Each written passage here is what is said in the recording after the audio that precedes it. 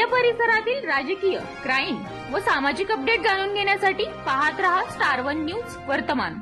मोठे यश मिळवायचे असेल तर स्वप्ने मोठी बघा आणि या प्रवासामध्ये गरज असते योग्य मार्गदर्शनाची। आपल्या पाल्याच्या JEE, नीट, MHT, CETच्या उत्तम तयारीसाठी योग्य दिशा मिळते ती फक्त कुंडल रोड येथील आदर्श शैक्षणिक संकुल मधल्या अपेक्स अकॅडमी येथेच। येथे कोट्याचे अनुभवी प्राध्यापक, शांत, सुरक्षित, निसर्गरम्य कॅम्पस, मुला मुलींसाठी स्वतंत्र हॉस्टेल व मेस, डिजिटल क्लासरूम, प्रत्येक गावातून बस सुविधा आहे आणि विशेष म्हणजे दिनांक 5 एप्रिल ते 15 एप्रिल 2026 पर्यंत ऍडमिशन घेतल्यास फी मध्ये 50% सूट। म्हणूनच आपल्या पाल्याचा प्रवेश निश्चित करा। खानापूर तालुका भूमी अभिलेख कार्यालयामध्ये अनेक वर्ष झालं भोंगळ कारभार सुरू आहे। या कारभाराच्या माध्यमातून अनेक लोकांनी हा कारभार सुधारावा, लोकांची कामं प्राधान्यक्रमाने व्हावीत, मग ती मोजणीची असतील, जागेची असतील, सिटी सर्व्हेची असतील, अशासाठी अनेक लोक प्रयत्न करतायत। त्या संदर्भात अनेक लोकांनी यापूर्वीही तक्रारी दिलेल्या होत्या, काही लोक तक्रारी देत आहेत। परंतु भूमी अभिलेख कार्यालयाचा जी काम आहे ते दिवसेंदिवस त्या कामाच्या बद्दल लोकांच्या मनामध्ये अनेक शंका निर्माण होत आहेत। खानापूर शहरामध्ये गट नंबर 1116 ही वन विभागाची जमीन आहे आणि ही वन विभागाची जमीन 1116/2 या गटामध्ये जी असलेली वन विभागाची जमीन आहे, तर या जमिनीच्या मध्ये एका खाजगी व्यक्तीनं खरेदी पत्राच्या नावाखाली त्या वन जमिनीमध्ये बेकायदेशीररित्या कब्जा केलेला आहे आणि सदरचा कब्जा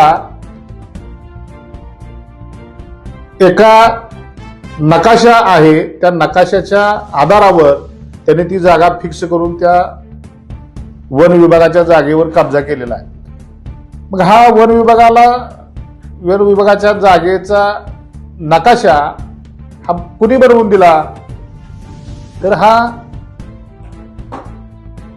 तिथल्या ज्या उप अधीक्षक सविता गाडवे आहेत आणि त्यांनी त्यांच्या काय कर्मचाऱ्यांना हाताशी धरून एक बोगस नकाशा बनवून दिला आणि त्या नकाशाच्या आधारावर एका खाजगी व्यक्तीने तिथं त्या जागेवर कब्जा केलेला आहे।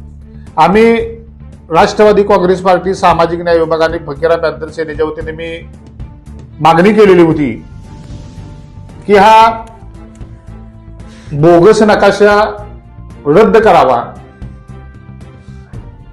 आणि हा बोगस नकाशा चुकीच्या पद्धतीने ज्यांनी नकाशा बनवला त्या भूमी अभिलेख विभागाच्या उप अधीक्षक सविता गाडवे आणि त्यांना मदत करणारे जे कर्मचारी आहेत यांनी आर्थिक काहीतरी घोटाळा करून तो नकाशा बनवून दिला होता, तो रद्द करावा आणि अशा पद्धतीनं जी ही केलेलं कृत्य आहे या सविता गाडवे यांना निलंबित करावं, अशा पद्धतीची मागणी मी या सांगली जिल्ह्याचे जिल्हाधिकारी यांना मी केलेली होती। हे आपण एक पत्र बघत असाल। त्याचबरोबर जिल्हा अधीक्षक, भूमी अभिलेख विभागाचे जिल्ह्याचे अधीक्षक यांना देखील अशा पद्धतीनं मी लेखी पत्र देऊन सविता गाडवे यांना निलंबित करण्याच्या संदर्भातली मी मागणी केलेली होती। खरं तर अनेक तक्रारी मी ज्यावेळेला हे निवेदन दिलं त्यावेळेपासून आपण बघत असाल की माझ्याकडं जसं वर्तमानपत्र किंवा सोशल मीडियावर अशा पद्धतीच्या बातम्या त्या प्रसारित झाल्याच्या नंतर मला अनेक लोकांनी फोन करून वेगवेगळ्या संदर्भामध्ये त्यांच्या जे काय त्यांच्यावर अन्याय झालाय अशा गोष्टी मला सांगितल्या।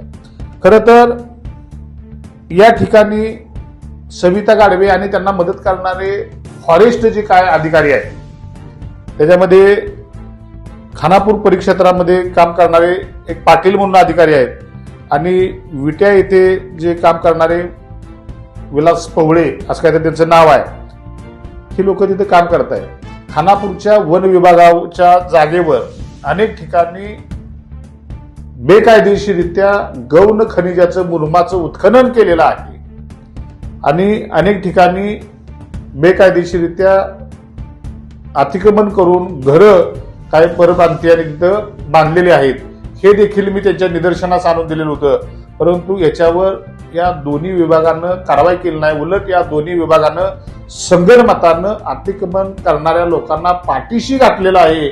अशा पद्धतीची आता सर्वत्र चर्चा आहे. आणि ह्या गोष्टी करताना या गोष्टी काय सहजासहजी झालेल्या अजिबात नाहीत. तर ह्या गोष्टी करताना काहीतरी आर्थिक देवाणघेवाण, लाखो रुपयाची आर्थिक देवाणघेवाण या सविता गाडवे आणि वन विभागाच्या अधिकाऱ्यांनी केलेली आहे, अशी खानापूर परिसरामध्ये या संदर्भामध्ये चर्चा आहे.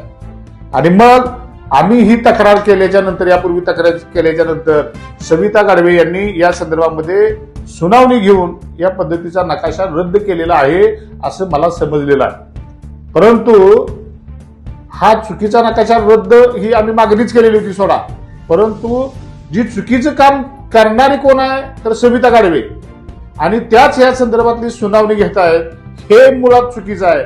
तर ही सुनावणी माननीय जिल्ह्याचे भूमी अभिलेखचे अधीक्षक यांच्या दालनामध्ये व्हायला पाहिजे आणि कारवाई ही सविता गाडवे यांच्यावर व्हायला पाहिजे. त्यांना साथ करणाऱ्या, चुकीचं नकाशा बनवणाऱ्या जे काय भूकरमापक आहेत यांच्यावर देखील कारवाई झाली पाहिजे. अशा पद्धतीची भूमिका घेऊन आम्ही उद्या 6 तारीख, आपल्या सोमवारी 6 तारखेला या संदर्भात आम्ही विटा तहसील कार्यालयाच्या समोर यांना निलंबित करावं, त्यांच्या बेहिशेबी मालमत्तांची चौकशी करावी, त्यांची खातेनिहाय चौकशी करावी, अशा पद्धतीची मागणी घेऊन आम्ही आंदोलन हे आपल्या विटा तहसील कार्यालयाच्या समोर करतोय. मी अजून सुद्धा माननीय या जिल्ह्याचे जिल्हाधिकारी आणि भूमी अभिलेख विभागाचे अधीक्षक सांगलीचे यांना माझी विनंती आहे की तुम्ही तात्काळ अशा पद्धतीनं काम करणाऱ्या, चुकीचे काम करणाऱ्या अधिकारी असणाऱ्या सविता गाडवे आणि त्यांना मदत करणाऱ्या सिस्टीमवर तात्काळ कारवाई करून त्यांची खातेनिहाय चौकशी करा आणि त्यांना निलंबित करा.